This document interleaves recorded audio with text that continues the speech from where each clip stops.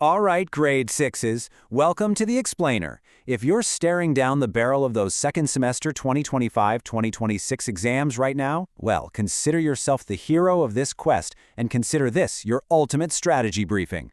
Today, we're completely unlocking the secrets of the Golden Revision Guide.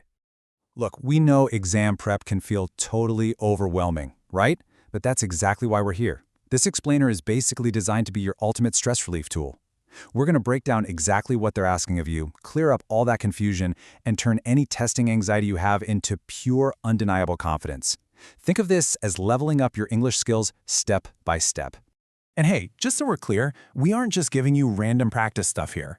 To ground us, it's really important to note that everything we're covering today comes straight from the official Ministry of Education context.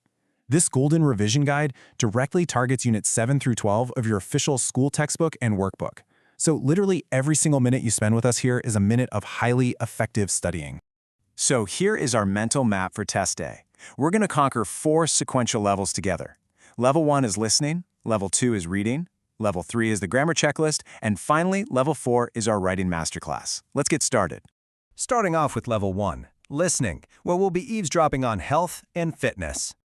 Okay, so for this first challenge, you're going to hear an audio track of 2 characters, Mary and Ken, discussing their gym routine. But here is the absolute secret. Before that audio even starts playing in the exam room, you need to scan the questions. Notice what they're asking for. They're looking for highly specific details. They want to know how Mary will help, when they'll exercise, where they'll meet, and what time they start. Doing this tells your brain exactly what information to hunt for before they even speak a word. Let's actually simulate the exam experience for a second here. Take a look at question 2. When will Mary and Ken exercise together? Your options are Tuesdays and Thursdays, Mondays, Wednesdays, and Fridays, or at the weekends. When you hear the audio, you aren't just passively listening to them chat, you're waiting like a detective to catch those specific days of the week. Boom! When you know what to listen for, you lock in on those details instantly. Here's the actual answer key for the Mary and Ken track. Mary helps by going for runs with him, they exercise on Tuesdays and Thursdays, they meet on the corner of 2 streets at 7:30 a.m., and Mary's favorite exercise is football. Honestly, these are incredibly easy points to score on your exam as long as you prep your brain first. Great job on that. Now let's transition right into Level 2, reading, and focus on cracking those cloze tests. Now, full warning, you're going to face 2 completely different types of gap-fill challenges in this section. Let's look at the first format, which uses a passage about why B's are important. You'll see numbered gaps in the text, and below it, you get options A, B, and C. This is definitely the easier format because the answer is sitting right there in front of you. You just have to choose the best fitting word. But to beat this, whatever you do, do not just guess blindly. You've got to use a context clue strategy. For example, for gap 0, the sentence starts by talking about people running away screaming. Logically, the emotion shouldn't be upset or worried, it absolutely has to be frightened. For gap 1, it mentions that without bees we'd be in big trouble, which helps us realize they're an important part of nature. Always, always read the sentences immediately before and after the gap to logically deduce the right word. Now let's see how this builds into the second, kind of trickier reading format. This is an email from a character named Sasha. Notice what's missing here. Yep, there's no multiple choice table at the bottom. You have to read the context and generate the exact right grammatical word entirely from your own memory.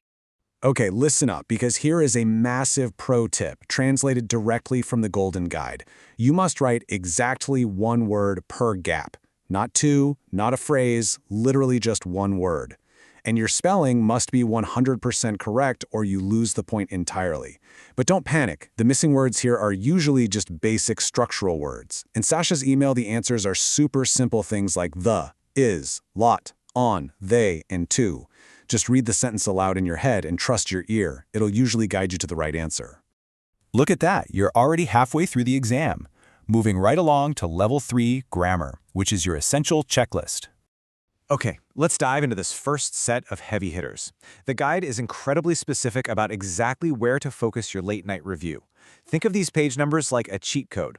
Flag page 73 in your textbook for modal verbs, so words like can, must, and should. Page 75 is all about reflexive pronouns like myself. Pages 81 and 83 cover the past perfect tense, focusing on both affirmative and negative sentences. And definitely make sure you hit pages 93 and 95 for the third conditional. That's how we talk about imagining different past outcomes. You know, like if I had studied harder, I would have passed. Now, you also absolutely need to place a heavy emphasis on reported speech. Look at how many pages are dedicated just to this. You need to know how to use said and told, how to report questions, and how to use asked and told across pages 101 to 115. Round out your grammar review with the usage of wish on page 121 and phrasal verbs on page 123. If you do that, you'll be completely bulletproof for this section. And just like that, we finally arrived at level 4, writing. Yep, it's the boss level. This is the part of the exam where you get a blank page and a prompt. It's your real chance to show off everything you've learned. The Golden Guide explicitly lists exactly what the graders are looking for, which we've translated into these 6 punchy, memorable pro tips. Graders want clear handwriting with visible space between your words. You absolutely must hit the word count. Spelling and putting periods at the end of your sentences are totally non-negotiable. Remember those capital letters. And finally, if it's an email, it has to have a greeting like dear and a sign-off like from. Seriously, just follow these 6 steps and you guarantee yourself maximum points. So let's apply those rules to the actual prompt you're going to need to memorize. The task is to write a hotel review email to your friend Ali. But wait, you can't just write whatever you feel like. You have to hit a very specific checklist. Where and when did you go? Who was with you? You need at least 1 positive point, 1 negative point, and a final recommendation with a solid why. And you've got to pack all of this into a minimum of 25 words. So, what does a perfect point-scoring answer actually look like? Let's check out Noor's sample review from the guide. She writes, Dear Ali, I went to the Four Seasons Hotel in Dubai last August. I went with my mom and my sister Dana. The place was luxurious and had comfortable beds. The breakfast was delicious but expensive. I would recommend it because it's a great place to enjoy and relax. Noor, look closely at what she did here. She hits literally every single requirement. She greets Ali, signs off as Noor, tells us where, when, and who. She's got her positives, her negative, and a super clear recommendation. It is honestly the perfect template. So are you ready to ace this exam? You've got the map, you know all the traps to avoid, and you have the strategies to completely conquer the listening, reading, grammar, and writing levels. If you follow this golden game plan, you are fully equipped to dominate this test. But I want to leave you with this final thought. If you can master these structures and rules just to ace a 6th grade exam, imagine how incredibly powerful and persuasive your everyday communication is going to become in the real world. Best of luck on the test, you've totally got this.